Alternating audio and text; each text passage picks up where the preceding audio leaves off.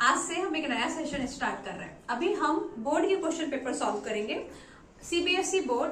तो इस सेशन में मैंने 2022 से लेके 2024 तक के बोर्ड के क्वेश्चन पेपर सॉल्व करने का सोचा है। तो पहले हम एमसीक्यू सॉल्व करेंगे सारे पेपर के एक साथ, उसके बाद फिर केस बेस्ड स्टडी क्वेश्चन जो है हमारे, और फिर 2 मार्क्स क्वेश्चन, फिर 3 मार्क्स क्वेश्चन और फिर 5 मार्क्स क्वेश्चन। तो ऐसे एक के बाद एक आपको वीडियो मिलेगा जिसमें ये सारे क्वेश्चन हम सॉल्व करेंगे साथ में मिलके। पहले हमने एमसीक्यूज लिया है क्योंकि मैंने जितना ऑब्जर्व किया है कि ज्यादातर प्रॉब्लम एमसीक्यूज में होती है, उसमें क्वेश्चन बहुत छोटे होते हैं लेकिन कितने बार बच्चे उसको समझ नहीं पाते। और आपका क्योंकि बेसिक और स्टैंडर्ड दोनों है मैथ्स, तो पहले हम बेसिक कवर करेंगे एमसीक्यूज, फिर हम स्टैंडर्ड के एमसीक्यूज को सॉल्व करेंगे, उसके बाद बेसिक के केस बेस्ड, फिर स्टैंडर्ड के केस बेस्ड। तो इस तरह से हम सारा कवर करने वाले हैं। तो स्टार्ट करते हैं वीडियो और देखते हैं फर्स्ट क्वेश्चन क्या है। तो फर्स्ट क्वेश्चन है HCF of 3 cube into 5 square into 2, 3 square 5 cube into 2 square and 3⁴ into 5 into 2 cube is. अब आप देखो, अभी तक आपने एनसीईआरटी में इस टाइप के क्वेश्चन नहीं देखे होंगे। इसका हमें एचसीएफ फाइंड करना है, तो देखेंगे कि कैसे सॉल्व करना है आपको। बहुत ही इजी है ये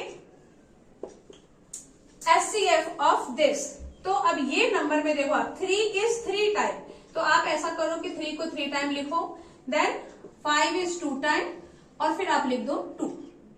इसको बिल्कुल भी मल्टीप्लाई करने की जरूरत नहीं क्योंकि हमें नंबर नहीं फाइंड करना है, हमें इसका एचसीएफ फाइंड करना है। Then write the second number 3 2 time, 5 3 time and 2 is again 2 time. उसके बाद 3 4 टाइम, 3 को हमने 4 टाइम लिखा, देन 5 लिखा और फिर हमने 2 को लिख दिया 3 time.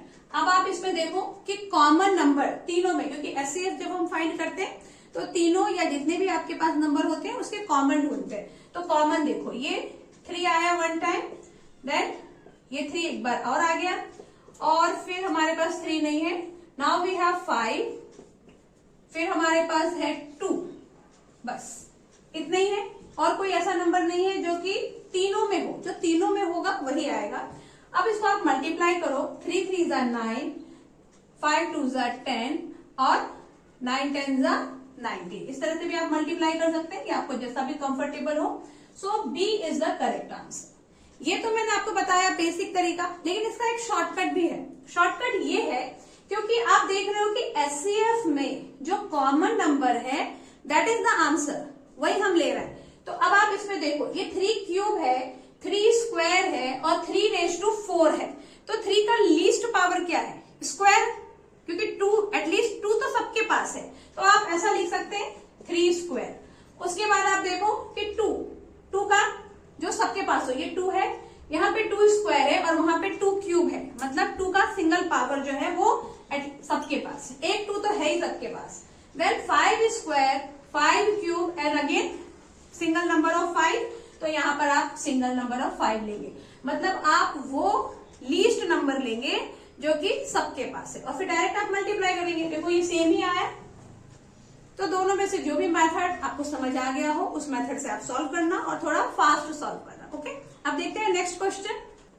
Now the second question, the system of linear equation represented by the line l and line m. अब आप देखो कि ये लाइन एल हो सकता है और ये एम हो सकता है, तो ये जो रिप्रेजेंट कर रहा है, तो ये किस टाइप का सिस्टम है? कंसिस्टेंट है, इनकंसिस्टेंट है, और भी बहुत सारे हमारे पास ऑप्शन है। तो देखो इसके बहुत सारे मतलब ऑप्शन में क्या हो सकता था कि the answer of this given linear equation is 2 0 2, इस टाइप का भी क्वेश्चन हो सकता था। लेकिन आपको ये देखना है कि हमें ऑप्शन कैसे है, तो उस हिसाब से फिर हम इसको सोचेंगे। अभी ऑप्शन में क्या है? Consistent with unique solution, inconsistent, consistent with 3 solution, consistent with many solution.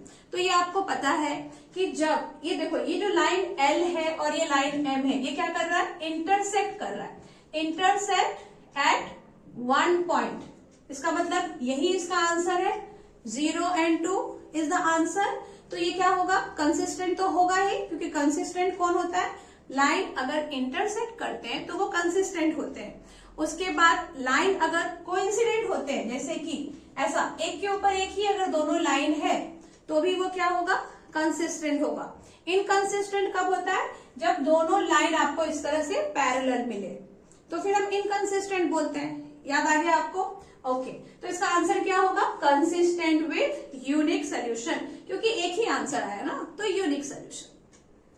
Value of k for which the quadratic equation this one does not have a b square -5 square -4 a is k and c is 1 is less than 0. It is 25 minus 4k is less than 0.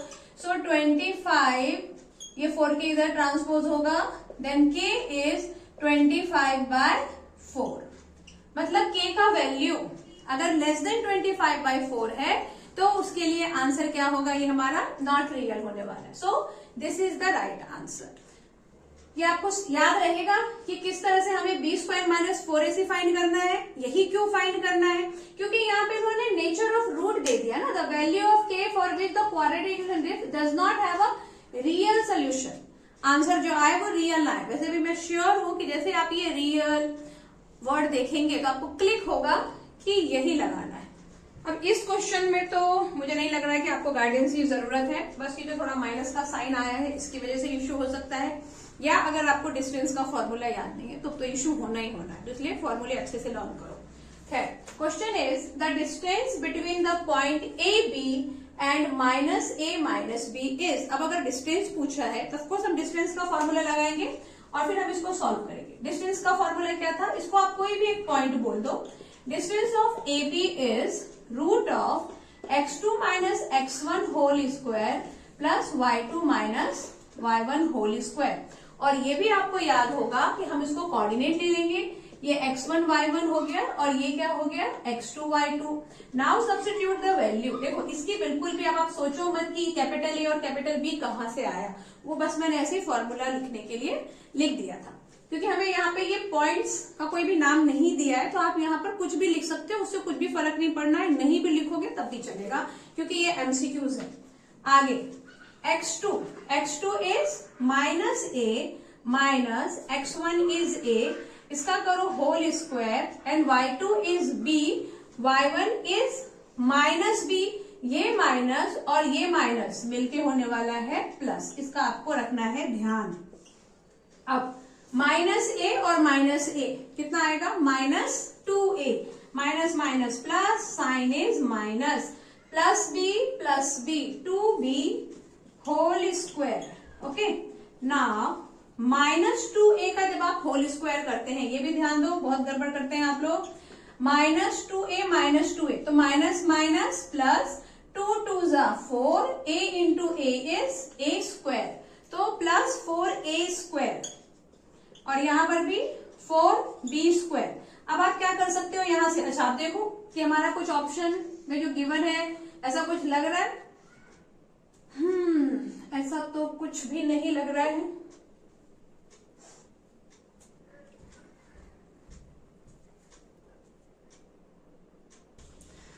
अब जब आप इसको देखोगे तो फिर आपको लगेगा, कितने बच्चों को ये लग सकता है कि this is the correct answer, क्योंकि यहाँ 4 है और 4 हमने बाहर निकाल दिया।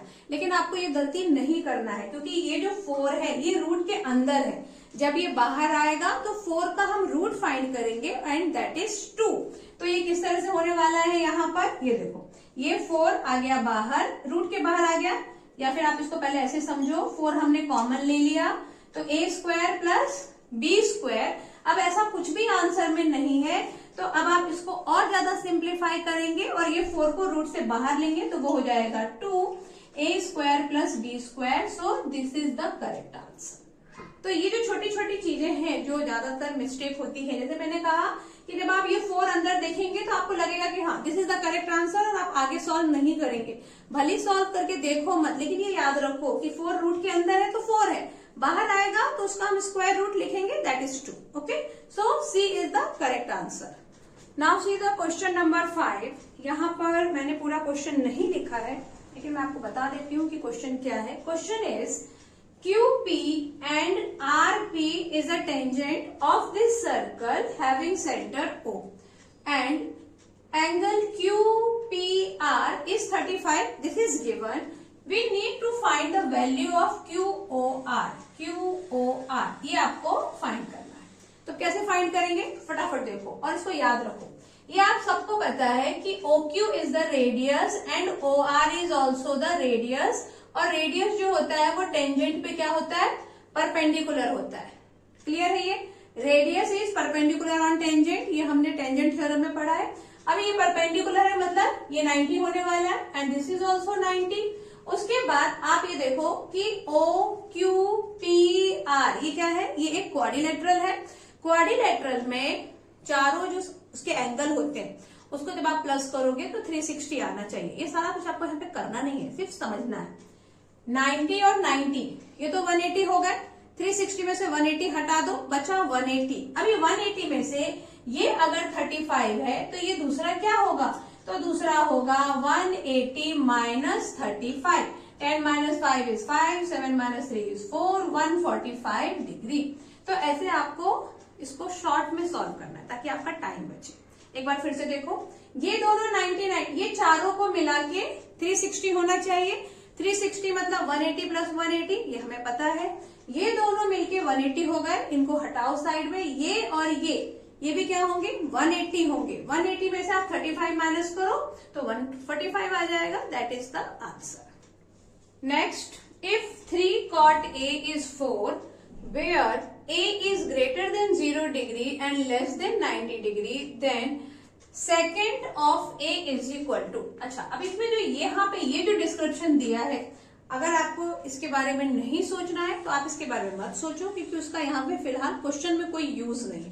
ओके, सिर्फ आपको वो ए बताया कि ए जो है हमारा वो एक्यूट एंगल है, उनका बस बोलने का इतना ही मतलब था। क्योंकि ये जो हमारा ये हमने जो वैल्यू पढ़ी हुई है वो सारी एक्यूट एंगल की ही पढ़ी हुई है, जो हमने फॉर्मूला पढ़ा है वो एक्यूट एंगल के लिए पढ़ा है। तो इसलिए यहाँ पे ये डिस्क्रिप्शन गिवन है, इसको आप इग्नोर भी कर सकते हैं। Okay, so 3 cot A is 4, then find the value of second A। तो क्या करेंगे आप, पहले तो जो गिवन है वो देखो, 3 cot A is 4, तो ये इक्वेशन के फॉर्म में दे दिया है। cot A का वैल्यू क्या होगा, 4/3, क्योंकि 3 cot A 4 है तो पहले मुझे पता तो चले कि cot A क्या है। cot A 3 यहाँ आ गया, 4/3 हो गया। अब इसके बेस पे मुझे sec A फाइंड करना। अगर आपको आइडेंटिटी आती है तब तो आप आइडेंटिटी यूज करेंगे, लेकिन अगर आपको आइडेंटिटी नहीं याद है तो आप पाइथागोरस थ्योरम यूज करो। ये पढ़ा हुआ है आपने, पाइथागोरस थ्योरम में क्या होगा, ये A एक्यूट एंगल है। Okay, this is A, B and C। आप यहाँ पर A लिख लो, it is better, A, B और C। मैंने यहाँ A क्यों लिखा, क्योंकि लिखा था कि A इज एक्यूट एंगल। वैसे यहाँ होता तो भी एक्यूट होता, लेकिन फिर ये अपोजिट और बेस, उसमें थोड़ा प्रॉब्लम होता है। खैर, A यहाँ लिखेंगे, B यहाँ और C यहाँ। अब आप देखो cot A is 4/3। अगर आपको cot का फॉर्मूला याद नहीं है तो आप इस cot को क्या कन्वर्ट कर सकते हैं, 10 बना सकते हैं। तो 10A is 3/4, क्योंकि 10 हमको इजिली याद आता है कि ये 3 हो जाएगा और ये 4 हो जाएगा, परपेंडिकुलर बाय बेस। क्लियर है आपको? कॉट को देखिए, अगर टेंशन आ रहा है क्या था नहीं याद आ रहा है तो आप कॉट को 10 बना दो, और 10 बनाने के लिए इसका आपको लिखना पड़ेगा रेसिप्रोकल। ये आपने लिखा, इसके साथ मुझे फाइंड करना है हाइपोटेनस, क्योंकि सेक ए का वैल्यू उसमें जो फॉर्मूला है उसमें वो हाइपोटेनस आने वाला है, तो इसके लिए आपको ये हाइपोटेनस फाइंड करना है। ओके, हाइपोटेनस फाइंड करने के लिए आप पाइथागोरस लगा दो। वैसे हम यहाँ के लिखते हैं, लेकिन क्योंकि हम ये एमसीक्यूज में सॉल्व कर रहे हैं तो उतना करने की जरूरत नहीं है। आप सीधे लिखो 3 square plus 4 square is equal to AC square 9 16 is equal to AC square. तो AC का वैल्यू कितना आ जाएगा, रूट ऑफ 25। 16 प्लस 9 25, ये स्क्वायर है तो रूट, और AC का वैल्यू आ गया आपका 5। AC आपको 5 मिल गया। अब आपको सेक A, अगर सेक भी याद नहीं आ रहा है तो ये आपको पता होना चाहिए कि सेक किसका इनवर्स होता है, कॉस का। और कॉस का फॉर्मूला क्या होता है, बेस बाय हाइपोटेनस। तो अगर कॉस का बेस बाय हाइपोटेनस होता है तो सेक का क्या होगा, उसी का उल्टा, hypotenuse by base, that is 5/4, यानी ये इसका आंसर होगा। ठीक है, तो नहीं याद है कोई बात नहीं, उससे मिलता जुलता जो याद है उसको याद करके क्वेश्चन सॉल्व करो। क्वेश्चन ये है triangle BAC is similar to, BAC किसके सिमिलर है? तो पहले तो आप देखो कि BAC कहाँ है। BAC किसके सिमिलर होगा? इसका नाम नहीं लिखा है मैंने, ये D होगा, AED। अब सिमिलर में आपको पता है कि जो दो ट्रायंगल अगर सिमिलर हैं तो इसका मतलब उसके एंगल इक्वल होंगे। अभी उन्होंने यहाँ पे हमें एंगल दिया हुआ है, क्योंकि साइड तो दिया नहीं है कुछ, हमें एंगल दे दिया। एंगल में देखो कैसे पता करेंगे, एंगल में आपको दे दिया है कि ये जो ट्रायंगल है BAC, इसका देखो ये एंगल C और ये एंगल D इक्वल है। मतलब ये हुआ कि BAC के साथ जो भी एक और नया ट्रायंगल लिखने वाले हैं हम, तो उसके यहाँ पे अगर C लिखा है तो उसमें भी लास्ट नंबर क्या होने वाला है, अल्फाबेट D होने वाला है। इतना क्लियर है? उसके बाद ये एक कॉमन A, क्योंकि अगर आप इस ट्रायंगल की बात कर रहे हो तो इसमें भी ये A है, और अगर हम इस ट्रायंगल की बात करें तो इसमें भी हमें ये A दिख रहा है। मतलब A सेकेंड नंबर पे इसमें भी आने वाला है। अब नेक्स्ट क्या बच गया, BAC यहाँ यूज हो गया, A और D हमने यहाँ यूज कर लिया, तो एक और क्या आने वाला है, E। एंगल E, एंगल नहीं triangle, triangle EAD is similar to triangle BAC। Clear है आपको? BAC EAD के ट्रायंगल सिमिलर क्यों होगा? क्योंकि C और D आपको 90-90 है। मतलब जिस भी दो ट्रायंगल की आप बात कर रहे हैं, ये D कहाँ पे, किस ट्रायंगल में बिलोंग कर रहा है, इस ट्रायंगल में, और C बिलोंग कर रहा है इस ट्रायंगल में। तो इस ट्रायंगल का नाम तो यहाँ दिया हुआ है BAC। अब हमें वो ट्रायंगल का नाम लिख रहा है जिसमें कि ये D बिलोंग करे। तो D बिलोंग करेगा, इसका नाम हो सकता है ADE भी हो सकता है, लेकिन हमें क्या लिखना है, EAD इसके अकॉर्डिंग, ताकि B किसके इक्वल हो जाए, E के, A के इक्वल, और C किसके इक्वल होगा, D के। इसमें से C और D आपको गिवन था, A हमने देख लिया कॉमन है, और फिर कौन लास्ट में बच गया लिखने के लिए, E। तो इसलिए A, इसका आंसर क्या होगा फिर, EAD, this one. Next, the fourth term from the end of the AP ये गिवन है आपको, और इसमें ये जो ध्यान देने वाली बात है जिसमें हम कंफ्यूज होते हैं, फोर्थ टर्म तक तो हम पढ़ लेते हैं और फिर हम खुश हो जाते हैं कि फोर्थ टर्म फाइंड करना है। नहीं, क्या लिखा है, फ्रॉम द एंड, लास्ट से आपको फोर्थ टर्म फाइंड करना है। तो सबसे पहले इसमें आपको ये पता होना चाहिए कि आखिर इसमें टर्म कितने हैं, कितने नंबर हैं। तो कितने नंबर है, इसका मतलब इसमें हमें n फाइंड करना है, क्योंकि n क्या होता है, जितने भी उसमें नंबर होते हैं वो। अब यहाँ पर देखो कि ये जो 49 है, 49 इज AN। इसका मतलब इस क्वेश्चन में आपके पास AN है, A इज -8, और D हम कैसे फाइंड करते हैं, second term minus first term -5, ये +8, आंसर इज 3। तो D मिल गया आपको 3, A इज गिवन और AN भी गिवन है, और मुझे क्या फाइंड करना है, सबसे पहले n इसलिए फाइंड करना है क्योंकि मुझे लास्ट से फोर्थ टर्म फाइंड करना है। तो मुझे पहले ये पता होना चाहिए कि टोटल नंबर ऑफ टर्म कितने हैं। AN का फॉर्मूला आपको याद होगा, A + n - 1D। AN is 49, A का वैल्यू -8, n - 1, D इज 3। इसको इससे मल्टीप्लाई करके एक्सपांड हमको नहीं करना है। क्या करेंगे आप, ये 8 इधर आएगा, 49 + 8, और ये 3 को भी डिनोमिनेटर में लिख दो, इज इक्वल टू n - 1। ये नहीं समझा अगर तो इसको इग्नोर करो, यहाँ पे 3 वापस ले आओ। क्या किया, -8 को पहले हम इधर ले गए तो ये +8 हो गया।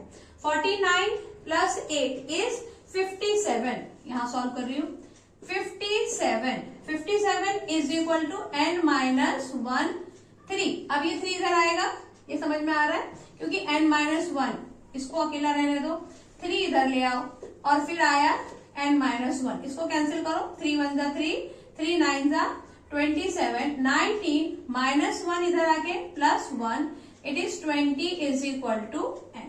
इसका मतलब ये हुआ कि इसमें जो टोटल ये जो नंबर लिखे हुए हैं, ये टोटल कितने हैं, 20 है।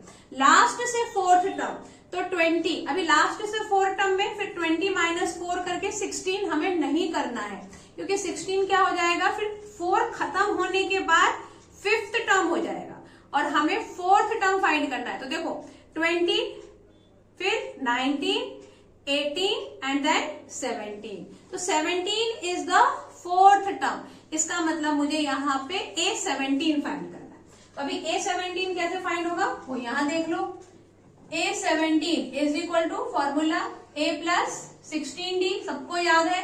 8 माइनस 8 रखो, 16D का वैल्यू अभी फाइंड किया, और यहां आ जाएगा -8 प्लस 48। ये -8 प्लस 48 आंसर इज 40। तो लास्ट से जो फोर्थ टर्म है वो क्या आएगा, 40 आ जाएगा। Question number 10, HCF of 420 and 189 is 21, then LCM of 420 and 189, HCF given है और आपको LCM फाइंड करना है। तो अब आप इन दोनों नंबर का एलसीएम फाइंड करते मत बैठना। वैसे अगर आप इसका एलसीएम फाइंड करेंगे तो भी आंसर आने ही वाला है, लेकिन वो फिर बहुत बड़ा प्रोसीजर हो जाएगा। जैसे ही आपको एलसीएम, एचसीएफ और दो नंबर भी साथ में दे दिए हैं तो एक ही फॉर्मूला है जो आपको याद रखना है, और वो आपने याद कर भी लिया होगा। क्या है formula, HCF into LCM is equal to product of number. Very good, सबको याद है प्रोडक्ट ऑफ नंबर। ये सिर्फ मैं आपको एक्सप्लेन करने के लिए पूरा लिख रही हूँ। आपको भी पता है कि एमसीक्यूज है तो इतना डिटेल में आपको नहीं लिखना है, जितना शॉर्ट में लिख सकते हैं उतना अच्छा, बस राइट लिखना। HCF of this number is 21, यहां लिख दो। एलसीएम हमको नहीं पता है। प्रोडक्ट ऑफ नंबर, अब ये दो नंबर कौन से हैं, नंबर इज 120 एंड 189, क्योंकि अब आप देखो कि ये सेम नंबर यहां भी लिखा है और यहां भी लिखा है, मतलब इन्हीं दो नंबर की बात हो रही है। तो वो दो नंबर यहां लिखेंगे 420 इंटू 189, और ये भी हम काफी टाइम डिस्कस कर चुके हैं कि ऐसा लिखा है तो इसको मल्टीप्लाई नहीं करना है, क्योंकि हमें पता है कि ये 21 अभी जाके उसको कैंसिल करेगा, तो पहले कैंसिल कर लो फिर मल्टीप्लाई करो। LCM is equal to 420 into 189 by ये 21 को यहां लिख दो। अब क्योंकि यहाँ 21 है तो वो 3 से जाएगा या 7 से जाएगा, और ये 42 ये भी 3 से जाएगा और 7 से भी जाएगा, तो 7 से ही कैंसिल करते हैं। 7 3 जा 7, 6 जा, फिर 3 1 जा 3 2 जा। अभी भी अगर किसी को कैंसिलेशन में प्रॉब्लम है तो मुझे कमेंट सेक्शन में लिखो, फिर मैं आपको बहुत सारा डांटूंगी, क्योंकि कैंसिलेशन तो आना ही चाहिए। ओके, 189 को 20 से मल्टीप्लाई करो। 9 2 जा 18, 8 2 जा 16 और 1 17, 2 1 जा 2 और 3, फिर ये आ गया 0, तो 3780, this one is the correct answer. Figure triangle OCA is similar to triangle OBD। तो पहले ढूंढो कि OCA कहाँ है, ये O है। OCA is similar to OBD, तो angle OAC is equal to क्या होगा। एमसीक्यूज में अगर आपको सिमिलर दो ट्रायंगल दिए हुए हैं तो बस आपको उसके नाम पे फोकस करना है। ये इसका नाम, ये भी हमने काफी बार डिस्कस किया है। इसके नाम को देखो, O किसके इक्वल है, O के इक्वल है। C किसके इक्वल है, B के इक्वल, और A किसके इक्वल है, D के इक्वल, है ना। ये तीनों एंगल आपस में इक्वल है। अब आपको कौन सा एंगल पूछ रहा है, आपको पूछ रहा है एंगल A, क्योंकि जो बीच में लिखा होता है उसी की बात हो रही है। OAC पूछ रहा है, तो OAC पूछ रहा है, तो A किसके इक्वल है, देखो यहाँ पे A इक्वल है D के, तो यहाँ D एंगल देखो, ये रहा D 58 है, तो A भी क्या होगा, 58 होगा, क्योंकि ये A D के इक्वल है। ठीक है, यहाँ पे देखो ये A लास्ट में है, D लास्ट में है, तो A किसके इक्वल हो गया, D के इक्वल हो गया। और यहाँ पे आपको एंगल A के बारे में पूछ रहे हैं, तो वो किसके इक्वल होगा, D के, और ये 58 है, तो ये भी कितना होने वाला है, 58। ओके, अभी ये 110 दे दिया है, उसको देख के कंफ्यूज नहीं होना है, उसकी कोई जरूरत नहीं है।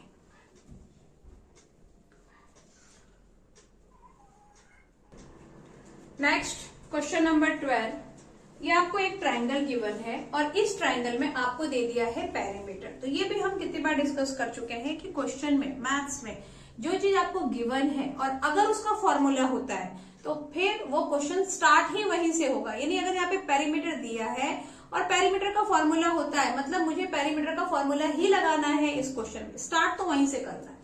Okay, perimeter is given 38 and AP आपको फाइंड करना है, ये एपी। तो जो फाइंड करना है उसको ले लो x। अब क्योंकि ये सर्कल है और सर्कल में आप ये देख रहे हो कि ये टेंजेंट है, एक्सटीरियर पॉइंट से जब हम सर्कल के ऊपर टेंजेंट ड्रॉ करते हैं तो वो टेंजेंट इक्वल होता है। ये दोनों इक्वल हो गया, ये 6 है तो ये भी 6 होगा, सेम कंडीशन, क्योंकि ये टेंजेंट फ्रॉम एक्सटीरियर पॉइंट। ये 8 है तो ये भी 8 होने वाला है, ये वाला इतना पार्ट। इतना क्लियर है आपको? ओके, हमें फाइंड क्या करना है, हमें एपी फाइंड करना है। हमने इसको भी x इसलिए ले लिया क्योंकि ये दोनों इक्वल होने वाले, जैसे ये दोनों इक्वल थे, ये दोनों इक्वल थे, वैसे ये दोनों भी इक्वल होंगे। और यहाँ हमें दिया है पेरीमीटर, पेरीमीटर ऑफ ट्रायंगल या perimeter of any closed figure is sum of all side, ये हमने पढ़ा हुआ है। अगर आपको इंडिविजुअल फॉर्मूला याद नहीं है तो कोई बात नहीं, perimeter is sum of all side. तो यहाँ पर जब आप इसका पेरीमीटर लगाएंगे तो A B plus B C plus A C आने वाला है। अब ए बी क्या है, A B is this x plus 6, तो यहाँ x प्लस 6 रखो। B C is 6 plus 8 and A C is 8 plus x। और ये जो पेरीमीटर है वो हमें गिवन है 38, पेरीमीटर गिवन है इसलिए पेरीमीटर का ही फॉर्मूला लगाया। 38 इज इक्वल टू x और x कितना हो गया 2x, 6 6 12, 8 8 16, 16 प्लस 12 28। अब आप क्या करोगे 38, क्योंकि मुझे 2x की वैल्यू मतलब x की वैल्यू फाइंड करना है तो ये 28 इधर आएगा is equal to 2x। 38 minus 28 is 10। 10 को आप 2 से डिवाइड करोगे, करना ही पड़ेगा 2 से डिवाइड क्योंकि यहाँ दोनों के बीच में मल्टीप्लाई है, तो 2 इधर आके उसको डिवाइड करेगा। x is 5। अभी जब आप x लिखने वाले हो 5, that is the correct answer और ये ऑप्शन बी है।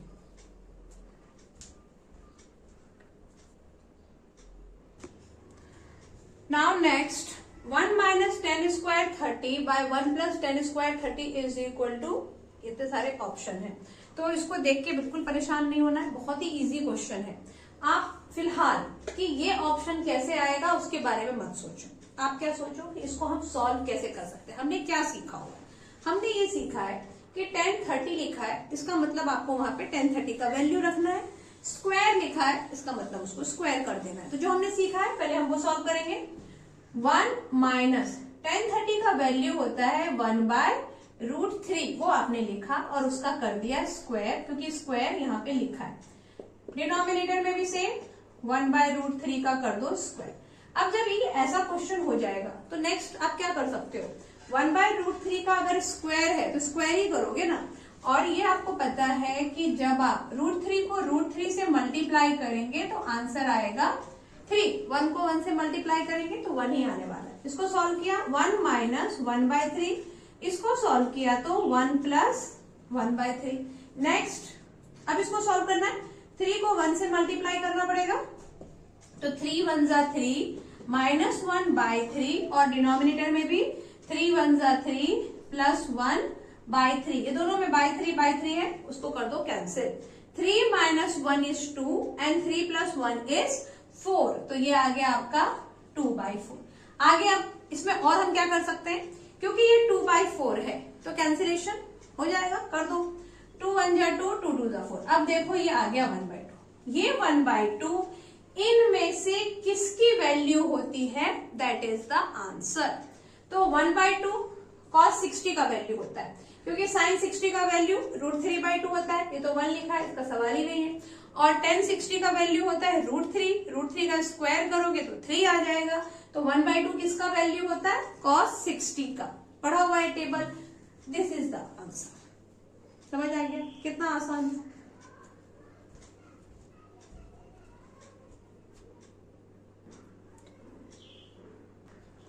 Okay, now question number 14 and 15। तो क्वेश्चन नंबर 14 और 15 में कुछ सॉल्व करने के लिए नहीं है, ऐसा हम ओरल समझ सकते हैं। तो मैं रीड करती हूँ फिर मैं आपको एक्सप्लेन करती हूँ। Question number 14, which of the following can not be the probability of an event. किसी भी इवेंट का प्रोबेबिलिटी क्या नहीं हो सकता है, अगर वैल्यू 1 से ज्यादा है तो इसका मतलब वो प्रोबेबिलिटी नहीं हो सकता है। और इसके ऑप्शन क्या है, 0.4, 4%, 0.04% एंड 4। तो देखो इसमें आप कंफ्यूज दो जगह हो सकते हो, एक तो लिखा है 4% और एक जगह लिखा है 4। तो इसमें से करेक्ट आंसर होगा 4, क्योंकि 4% का मतलब होता है 4/100 और 4/100 का मतलब होता है 0.04, जो कि 1 से लेस है।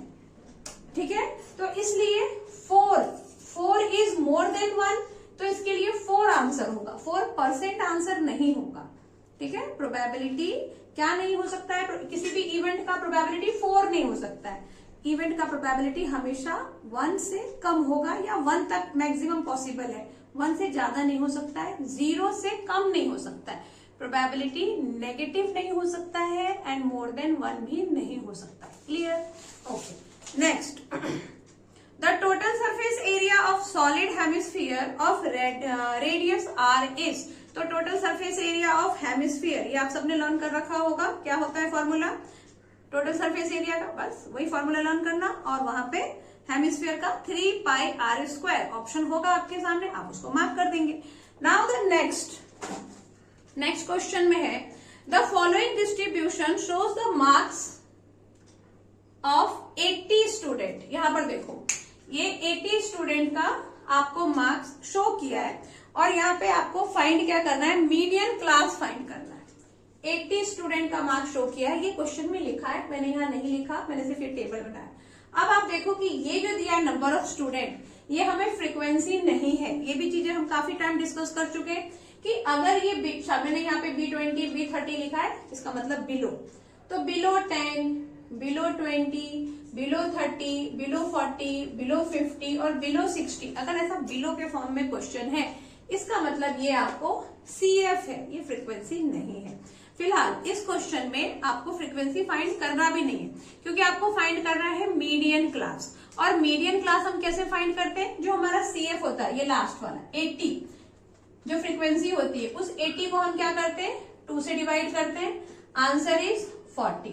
फिर हम ये तो CF है, CF में आप देखो कि 40 से बड़ा नंबर कौन सा है, 40 से बड़ा नंबर जस्ट 40 के बाद 56 आया, और ये 56 किस में आ रहा है, 56 आ रहा है बिलो 40 में। बिलो 40 मतलब कौन, 30 to 40, तो 30 to 40 मतलब ये होगा हमारा आंसर, क्योंकि इसमें हमें सिर्फ मीडियन क्लास फाइंड करना था। तो मीडियन क्लास फाइंड करने के लिए आपको फ्रीक्वेंसी फाइंड करने की जरूरत नहीं है। आपको यहाँ पे ये जो लास्ट में 80 दिया हुआ है, क्योंकि ये CF है, तो हमारी जो भी फ्रीक्वेंसी होती उसका जब आप टोटल करते तो वो भी कितना आने वाला था, 80 को हमने 2 से डिवाइड किया, जो हमारा आंसर आया 40। इसमें देखो 40 से बड़ा नंबर 56, इसके साथ वाला जो ये क्लास है यही medium class.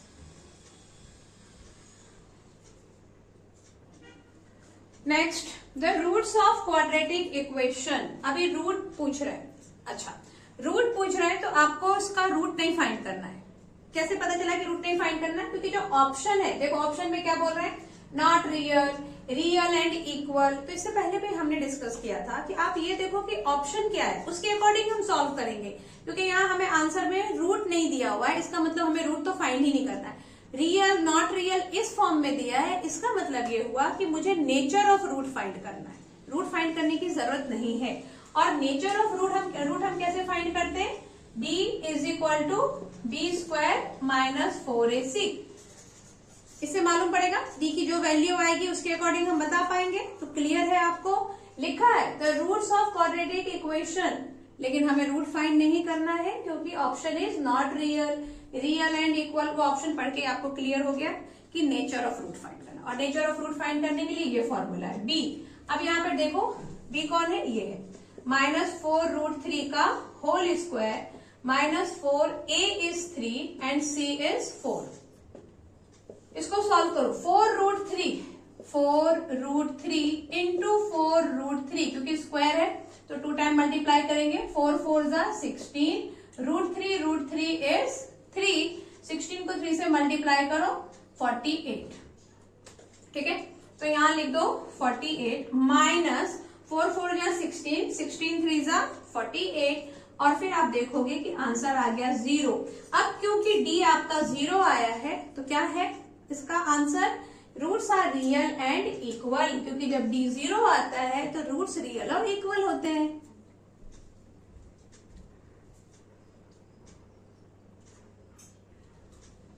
Next, quadratic polynomial whose zeros are this. Zero दिया हुआ है, फिर से कंफ्यूजन एक जो मोस्टली आप लोग करते हैं, क्योंकि आपकी एनसीईआरटी में sum of zero and product of zero दिया है, तो आपको लगता है कि ये वही है, ये वो नहीं है। यहाँ पे सम ऑफ जीरो और प्रोडक्ट ऑफ जीरो नहीं है, यहाँ पे सिर्फ रूट्स है।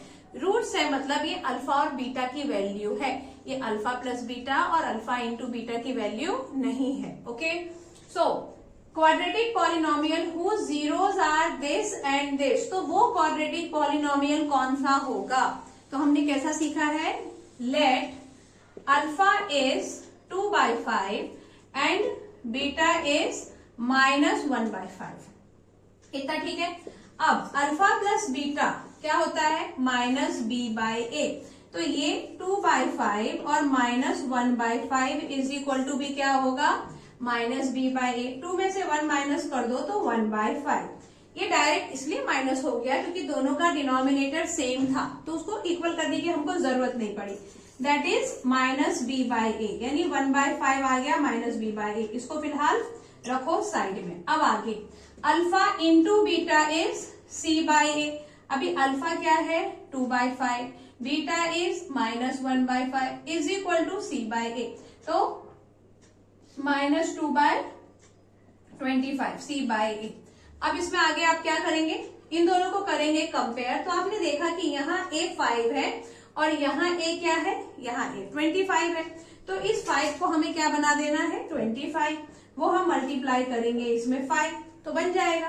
तो अब इसका आंसर आ गया 5/25 इज इक्वल टू -b/a। अब ये आपको दिख रहा है कि नहीं, एक बार मैं चेक करती हूँ, क्योंकि काफी नीचे लिख दिया मैंने, तो दिख रहा है। ओके ठीक है, थोड़ा तो मैनेज कर लो। 5/25 इज इक्वल टू -b/a। तो यहां से हमने ये देखा कि हमारा जो वैल्यू है a का वैल्यू आ गया 25 और b आ गया कितना, b is 5 is equal to -b, तो b is equal to -5 and c is -2। तो ये a b c की वैल्यू आ गई है। यहां से फिर हमारे पास जो इक्वेशन है, अब वो इक्वेशन क्या होगा, हाँ, तो इक्वेशन क्वाड्रेटिक पॉलिनोमियल, इक्वेशन है quadratic polynomial, that is ax² bx plus c। अब a क्या था, 25x², b is -5x and c is -2। तो अब ये ढूंढो कहाँ है, ये आंसर है। हम जो इससे पहले मैंने आपको कहा था कि अगर product of roots and sum of root दे देते हैं तो उसमें कैसा होगा, मान लो कि ये मुझे प्रोडक्ट ऑफ रूट और ये सम ऑफ रूट दे दिया, तो प्रोडक्ट ऑफ रूट दे दिया, सेम करना है, -b/a ही लिखना है, लेकिन फिर हम क्या करते, अल्फा प्लस बीटा की जगह सीधे लिखते 2/5। ओके, और फिर हम सीधे अल्फा बीटा के प्लेस पे लिख देते -1/5, और फिर हम क्या देखते कि a तो दोनों में 5 है, b का वैल्यू यहाँ हो गया -2 और c का वैल्यू यहाँ हो गया -1। फिर इसी तरीके से हम इक्वेशन में उसको सब्स्टिट्यूट करते तो हमारा आंसर आ जाता। मतलब ये कि यहाँ अल्फा प्लस बीटा हमको करने की जरूरत नहीं पड़ती, क्योंकि उन्होंने डायरेक्ट अल्फा प्लस बीटा का वैल्यू दे दिया होता सम ऑफ रूट और प्रोडक्ट ऑफ रूट में। लेकिन इसमें क्या है, दोनों अलग अलग है, तो इसलिए हमें उसको प्लस करना पड़ा और फिर a को इक्वल भी करना पड़ा।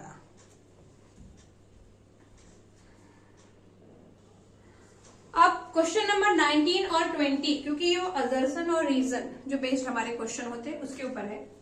असर्शन क्या है, क्वेश्चन नंबर 19 में द सीक्वेंस -1 -1 इज AP, और इसका रीजन क्या दिया है, an -1।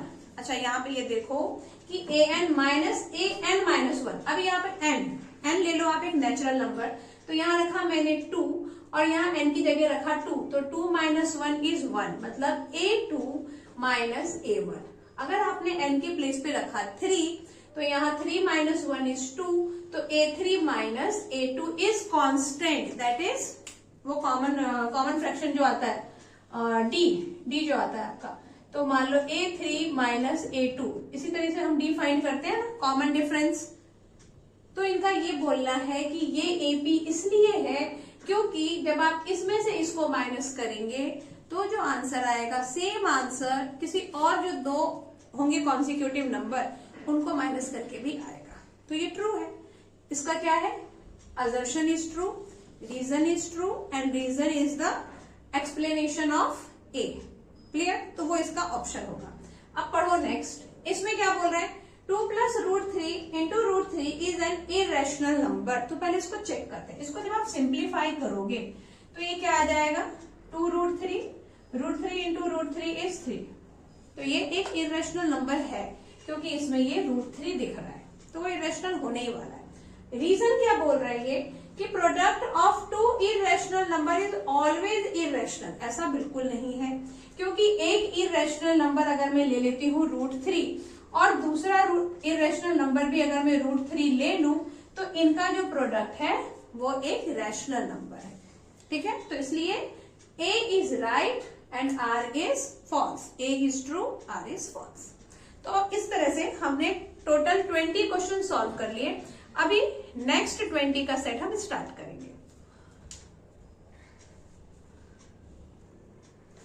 ओके, तो स्टार्ट करते हैं नेक्स्ट सेट 20 क्वेश्चंस का MCQs.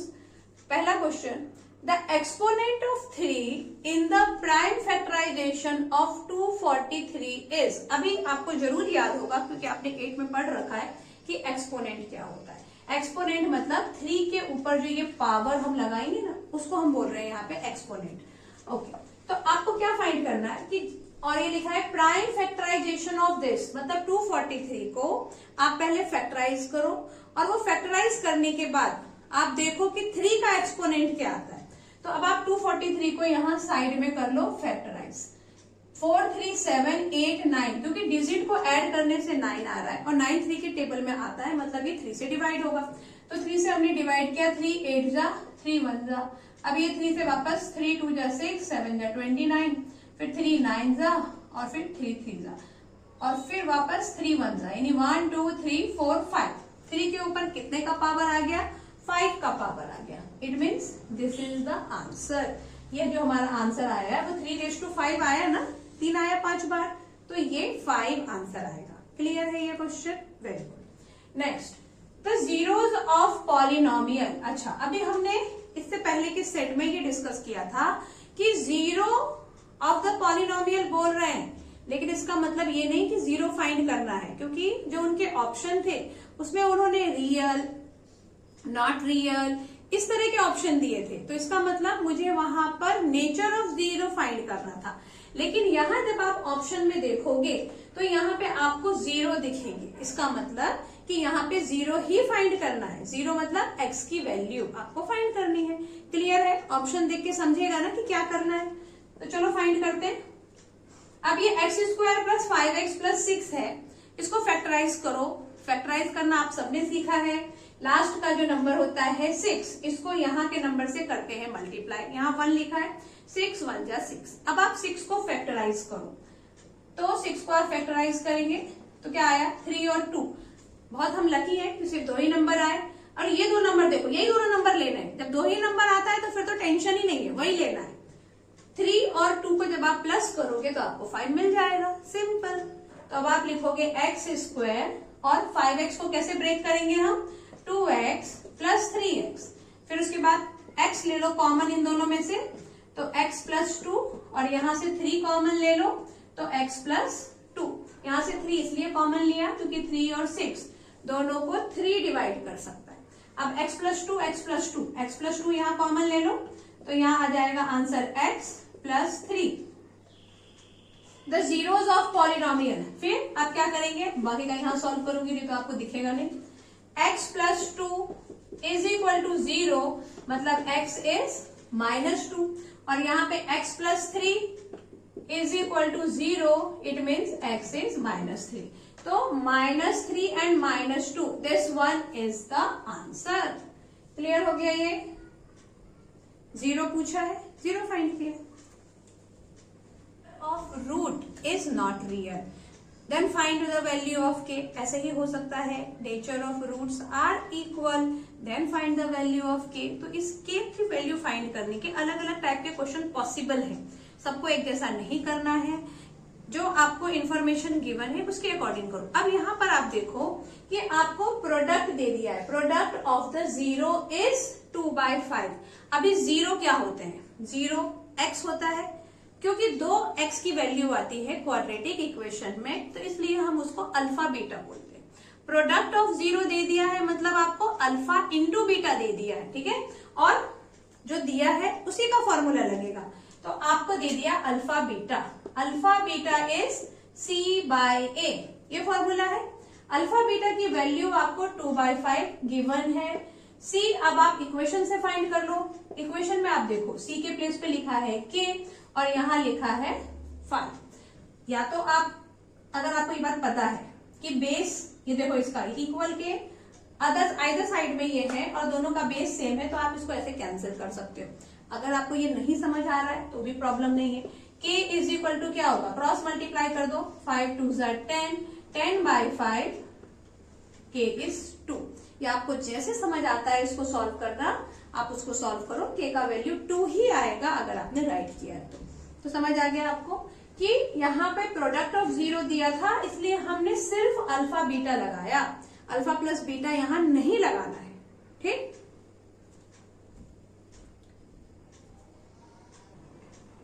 Next, the pair of equation x is equal to 3 and y is equal to -2 graphically represent lines which are.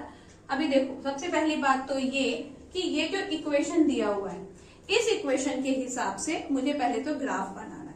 ये जो क्वेश्चन होते हैं लीनियर इक्वेशन ऑफ 2 वेरिएबल, मान लो ऐसा कोई क्वेश्चन है, तो आप यहाँ पे x की वैल्यू रखते हैं, y आता है और फिर वो xy लेकर आप ग्राफ बनाते हैं। और फिर जब वो ग्राफ में वो इंटरसेक्टिंग लाइन है कि कोइंसिडेंट लाइन है कि पैरेलल लाइन है, वो आपको पता चल जाता है। यहाँ पर आपको इसी तरह से ये इक्वेशन दिया है, x is 3 and y is -2, मतलब ऐसा ना दे के इन्होंने इस तरह से दिया है। अब इसको कैसे हम सॉल्व करेंगे वो देखो।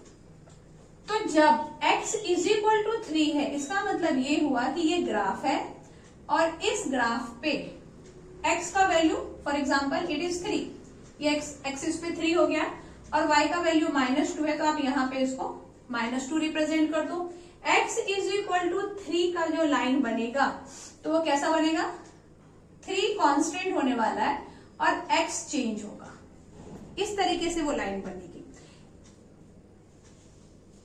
x इज 3, x की वैल्यू सेम रहने वाली है और चेंज कौन होगा, y की वैल्यू चेंज होगी, क्योंकि ये देखो ये इस तरह से लाइन बनेगा, x इज इक्वल टू 3 का 3 से पास होता हुआ, ऐसे आप याद रख लो। फिर y इज -2, अभी y -2 है तो ये y एक्सिस है, तो ये इसकी लाइन ऐसे बनेगी, क्योंकि y का वैल्यू बोला है फिक्स, y का वैल्यू फिक्स है, तो वहां से इसी तरीके से लाइन पास होगी। अब ये लाइन और ये लाइन कहाँ पे इंटरसेक्ट कर रहे हैं, यहाँ पर, तो इसका कोऑर्डिनेट हो जाएगा 3 एंड -2, 3 एंड -2, ये intersecting at 3 -2, this is the correct answer.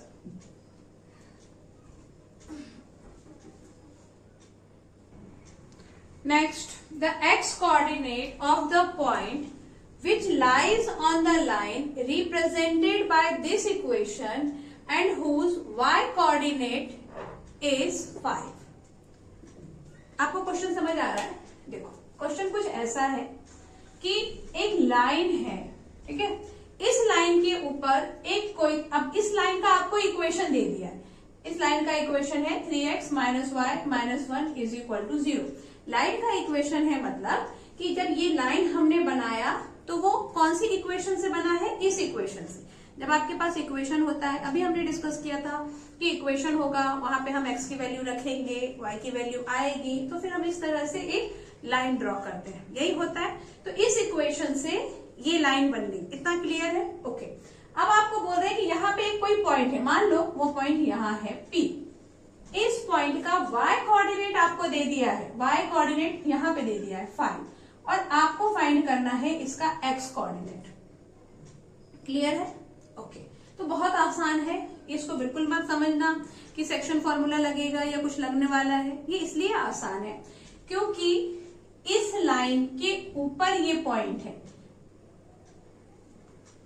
समझ में आ रहा है? इस लाइन के ऊपर ये पॉइंट है, और जैसा कि मैंने आपको बताया कि ये इस तरह से हम लोग बनाते हैं, ये x हम y लिखते हैं, तो y अगर 5 आया है तो x क्या आएगा वो मुझे पता करना है।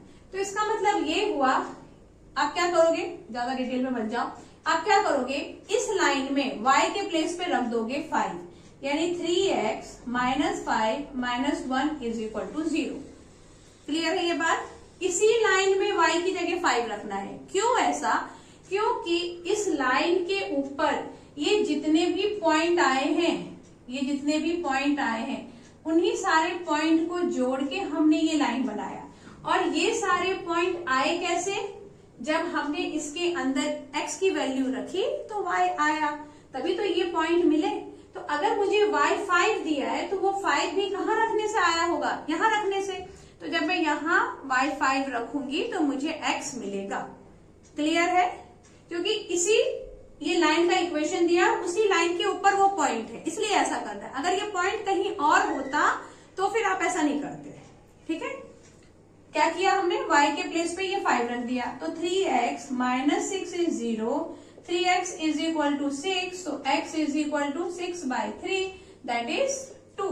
मतलब जब x 2 होगा तो ही y 5 आएगा, और इस तरह की हमको एक लाइन मिलेगी। तो यहाँ पे ये 2 इसका करेक्ट आंसर। क्लियर है आपको? लाइन का इक्वेशन दे दिया, y का वैल्यू दे दिया, उस y को वहां सब्स्टिट्यूट करो, x आ जाएगा। फॉर एग्जाम्पल अगर x दे देते तो x को सब्स्टिट्यूट करते तो y आ जाता।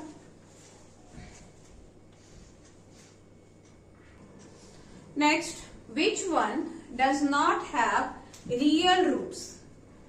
रियल नहीं है, रियल नहीं है मतलब नॉट रियल होगा, नॉट रियल है मतलब लेस देन 0 होगा। d should be less than 0, d less than 0 है मतलब d नेगेटिव है।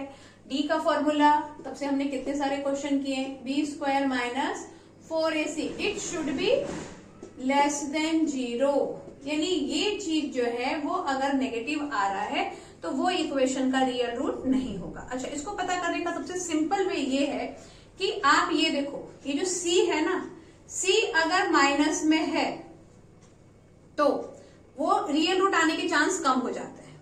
ठीक है, c अगर प्लस में है तो उसके ये नॉट रियल आने के चांस ज्यादा हो जाते हैं। ऐसा क्यों, वो भी हम सॉल्व करेंगे तो आपको पता चलेगा। जैसे कि मैं इसको सॉल्व करती हूँ, इसको जैसे मैंने सॉल्व किया तो b² मतलब 4² minus 4, a is 1 and c is 4√2। ये प्लस में था, वहां वैसे आ गया। अब ये -4 का होल स्क्वायर है तो 16 आने वाला है, 4 4 जा 16√2। तो आप देख रहे हो कि ये 16 है और ये -16 रूट है। मैंने क्यों कहा, ये c है, अगर ये पॉजिटिव है तो इसका मतलब ये नेगेटिव एज इट इज रहने वाला है। अगर ये c नेगेटिव होता तो ये माइनस और माइनस दोनों मिलके ये प्लस हो जाता, और फिर जो हमारा आंसर है उसके नेगेटिव आने के चांस कम हो जाते। इसका रीजन एक ये भी है कि ये जो b² है वो तो कभी नेगेटिव आएगा ही नहीं, क्योंकि अगर वो नेगेटिव भी है तो आप उसका स्क्वायर करोगे तो वो पॉजिटिव ही बनने वाला है। तो आपको क्या चेक करना है, अगर ये c का वैल्यू यहाँ पॉजिटिव है तो आप सबसे पहले उसको चेक करो, क्योंकि वही नॉट रियल आएगा। ठीक है, अगर ये वैल्यू नेगेटिव है तो उसको चेक करने की जरूरत नहीं, क्योंकि वो नॉट रियल आएगा ही नहीं। क्लियर है ये बात? So this is the answer.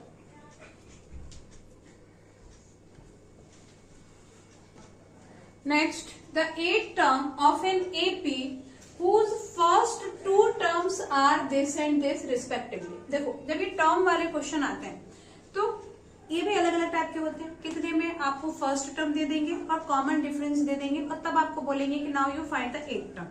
लेकिन यहाँ पे क्या किया, आपको फर्स्ट 2 टर्म दे दिया है, first 2 terms.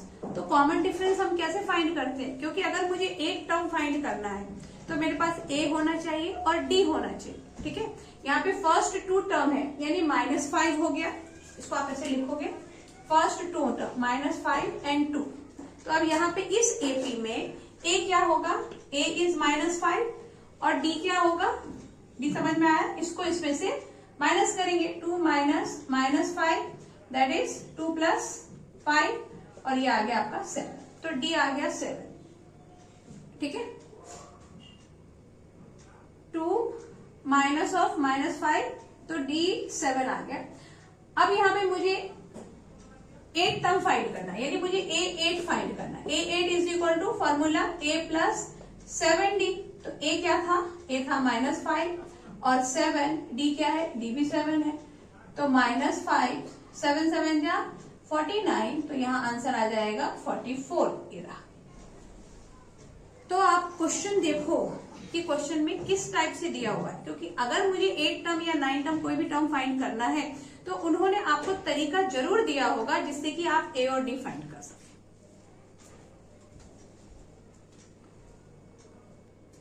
Next, the distance of -4 7 from the y axis is. y axis से इस पॉइंट का मुझे डिस्टेंस फाइंड करना है। इस क्वेश्चन को थोड़ा ध्यान से देखो, ये एक्सिस है, इट इज x एक्सिस और ये y एक्सिस। ठीक है, अब ये जो पॉइंट मिला होगा x इज नेगेटिव, तो यहाँ कहीं होना चाहिए, समझ लो ये -4 है और इट इज 7, तो अपना पॉइंट थोड़ा नीचे कर देती हूँ उसको, ये 7 है, तो यहाँ कहीं मुझे ये पॉइंट मिला।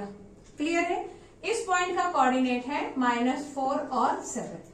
अब आपको फाइंड क्या करना है? The distance of this point from the y axis. ये y एक्सिस से इस पॉइंट का डिस्टेंस कौन सा है? ये।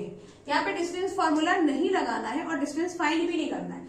आप ऐसे देखो, इस पॉइंट से ये कितने डिस्टेंस पे है? ये डिस्टेंस पे, और ये डिस्टेंस किसके इक्वल होगा? मतलब आप इसको ऐसे समझो, ये y एक्सिस है और ये पॉइंट इधर ही है ना, तो डिस्टेंस तो सेम ही होना है, तो ये डिस्टेंस है, तो डिस्टेंस कितना होगा? -4। क्लियर है? Distance is -4। y एक्सिस से इस पॉइंट का डिस्टेंस होगा -4। और अगर क्वेश्चन होता कि distance of this point from x axis, तो x एक्सिस से इस पॉइंट का डिस्टेंस कितना होता? x एक्सिस ये है, ये पॉइंट है, तो डिस्टेंस हो जाता है ये वाला, तो डिस्टेंस कितना हो जाता है इसका? 7। समझ में आ गया? x एक्सिस से अगर डिस्टेंस पूछेंगे तो 7, और y एक्सिस से अगर डिस्टेंस पूछा तो -4, यानी जो x कोऑर्डिनेट होगा वो y एक्सिस से डिस्टेंस है और जो y कोऑर्डिनेट होगा वो x एक्सिस से डिस्टेंस है। तो ये क्वेश्चन आपको समझ में आ गया। अभी बहुत सारे और क्वेश्चन हैं, क्योंकि हमें 4 पेपर को सॉल्व करना है, 4 साल के पेपर हैं, फिर इसके बाद उसमें अलग अलग सेट है, तो काफी सारे क्वेश्चन हैं। लेकिन ये है कि अगर हम ये सारे MCQ सॉल्व कर लें तो बोर्ड के क्वेश्चन सॉल्व करने में आपको ज्यादा प्रॉब्लम नहीं होगी। यही मेरा होप है एंड यही मेरा विश है, और आप सबको ब्लेसिंग भी यही है कि आप बहुत अच्छे नंबर से पास हो। ओके, तो कंटिन्यू करेंगे नेक्स्ट लेक्चर में। थैंक्स।